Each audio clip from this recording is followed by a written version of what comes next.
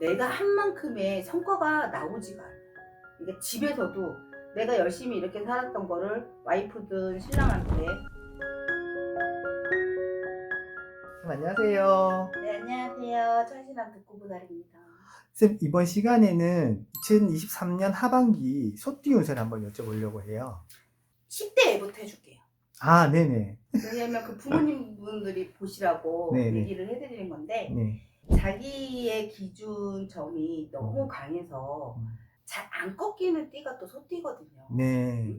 그러니까 부모가 사실 다스리기가 힘들어. 근데 안 힘든 부모도 간혹가다 있기는 한데 대체적으로는 좀 힘들어요. 멍청한 것도 아니고 그렇다고 엄청나게 똑똑한 것도 아니에요. 네. 근데 난 이 아이들이 사람을 만나는 15살 네. 사람을 많이 만날 수 있는 기술을 가진 직업을 지금부터 뭔가 찾아서 했으면 좋겠어요. 15세 소띠. 네. 네. 지금 그때부터 준비를 하게 되면 20살 이때 될 때 괜찮거든. 근데 이 15세 때 소띠가 발을 한번 잘못 디딘다. 그러니까 단추를 잘못 낀다. 이렇게 되면 사실 30대, 35세까지 꼬여요.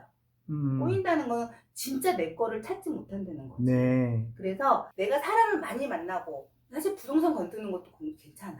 그러니까 이때부터 부동산 공부를 하는 건 아니지만 네. 이 아이가 나중에 머리가 조금 그러니까 집념이 있고 그다음에 뭔가 한 곳에 파고드는 게 굉장히 강한 아이거든요. 15세 애들이. 지금부터 부동산 공부를 시킬 건 아니지만 차후에 내가 이 아이를 부동산 공부를 한번 시켜볼까 생각해서 20살 때 되면 그쪽으로 어떻게 공부를 시키고 어떻게 가야 될지 좀 찾아보는 것도 이 아이들한테 되게 좋을 것 같아요. 왜냐하면 대부분 소띠 중에 이 15세의 소띠 애들이 부동산을 잘 건드리거든.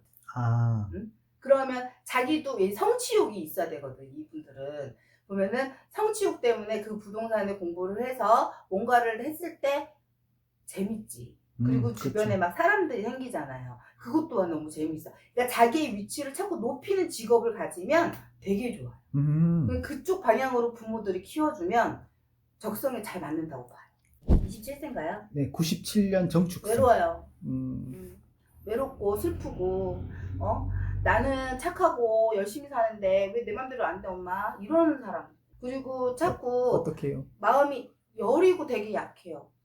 여리고 약해서 뭔가를 시도하는 것 자체가 사실 불안함이 굉장히 큰 나이가 27세예요. 네. 그래서 자꾸 누구한테 의지하고 싶고 기대고 싶은데 그런 사람들이 있는 사람의 반면에 없는 사람도 있거든요. 그러면 자꾸 자기 자신을 탓을 하는데 슬퍼요.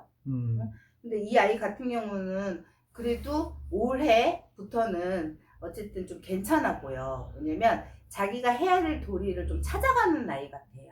여태까지는 좀 아니었다 싶으면 앞으로는 자기가 뭘 해야 될까 이런 것들을 좀 찾아가는 나이. 그래서 아까 전에 아니지 예전에 얘기했을 때 보면은 뇌가 열린다는 소리를 제가 한 적이 있거든요. 이 소띠 27살 소띠들이 뇌가 좀 열려. 그래서 무언가를 생각하고 판단하고 결론 내리는 게 전보다는 훨씬 나아져요. 그래서 만약에 공부를 한다 아니면은 어떤 거를 새로 시도를 한다 그리고 새로운 사람을 만난다 그건 나는 다 추천해.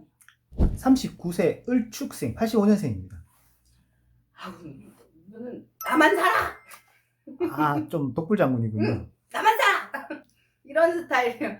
자기가 알아서 다 잘한다고 생각을 하시는 것 같아요. 그래서 자기 발등 자기가 찍는다고 그래. 근데 자기 발등을 자기가 찍어도 더 잘하는 사람이 많아 보여요. 난 그러니까 남자분들은 같은 보면은 좀 여자분들한테 잘해줬으면 좋겠어. 응? 조금 차가운 면이 있어요. 여자분들한테. 그리고 여자도 남자한테. 근데 마음은 안 그렇거든요. 욕심도 많고 자기가 뭘 해내야 되겠다라는 그게 굉장히 강하신 분이기 때문에 본인들이 알아서 하시면 돼요. 네, 다음은 73년 개축생, 51세입니다. 이분들은 보면은 고생을 많이 했다 그래요. 네. 51세 이분들 소띠는 내가 살면서 고생을 되게 많이 했다. 이게 노동 아닌 노동, 손으로 하는 이런 노동을 굉장히 많이 했던 걸로 보니까 고생을 밖에서든 집에서든 좀 일을 많이 하신 것 같아. 이게 대체적으로 보면 물론 안 그런 분도 계시지만 내가 한 만큼의 성과가 나오지가 않아요. 그러니까 집에서도 내가 열심히 이렇게 살았던 거를 와이프든 신랑한테 자식들한테 이런 대우를 좀 받고 싶은데 그런 게 나오지가 않아. 근데 그게 이유가 뭐냐면 사람이 태어났을 때부터 갖는 지혜와 그 다음에 머리로 하는 공부가 있어요. 두 가지가 있는데 이게 조금 짧아. 지혜가 조금 부족해서 그래요. 자기가 한 게 옳은 거라고 생각을 하는 게 사실은 그게 무서운 거거든. 근데 그거는 내가 그렇게 안 하고 싶어도 지혜가 조금 덜 담겨 있기 때문에 사는 게 조금 힘들어. 사람들 때. 근데 그거를 어떻게 해야 되지? 이렇게 하세요 라고 얘기를 하기에는 너무 센데 고집이. 그래서 그분들은 자꾸 우리 같은 사람들하고 만나면서 얘기를 하고 대화를 해서 그 성격이나 생각을 조금 유하게 만들 필요가 좀 있어. 그럼 본인이 낫거든. 그리고 놔야 될 게 되게 많은데 놓지를 않아. 좀 내려놔야 되겠네요. 네. 다음은 61년 신축생이고 63세대지. 63세야. 이분들은 왜 속으로 그렇게 생각할까? 난 살 만큼 다 살았다. 벌써? 근데 요즘 원래 그 정도 나이는 아니거든요. 음. 근데 대체적으로 63세 이분들은 난 살 만큼 다 살았다 이런 마음이 드는 거 보니까 우울증들이 좀 많이 들어왔나 봐요. 원래 그 정도는 아니고 이분들 오래 사시거든요. 생각보다 우울증이 좀 많이 들어와. 뭐가 우환이 생길 나이가 좀 많은 것 같아요. 이게 보면은 자식 농사도 그렇고 내가 이렇게 키우지 않았는데 내가 자식들이 왜 이렇게 됐을까 이런 것도 들고, 그 다음에 집안에 좀 우환이 들어오는 나이 같아요. 네. 그래서 내가 왜 이렇게 살아야 되나, 왜 이렇게밖에 못 사나, 나는 이제 그만 살아야 되나 이런 마음이 좀 많이 드는 걸로 보여요. 본인이 해결할 수 있는 문제는 아니에요. 이거는 누군가의 도움이 필요해요. 네. 그 도움이라는 게 꼭 우리 같은 사람들뿐만이 아니더라도 혼자 이런 풀숲이나 아니면은 그런 대나무 숲이나 이런 데를 좀 걸어 다니셨으면 좋겠어. 혼자. 그러다 보면은 그 기운을 좀 많이 받거든요. 네네네. 그러면 머리가 또 번쩍해서 떠오르는 생각들이 있어요.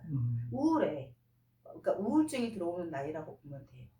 그래서 조금 그런 주변 데를- 환기나 이런 게 그쵸. 필요하겠네요. 그런 거를 좀 돌아다니면서 자기 기운을 좀 받을 수 있는 그런 행위를 하면 좀 낫거든. 네, 알겠습니다. 선생님 감사합니다. 네.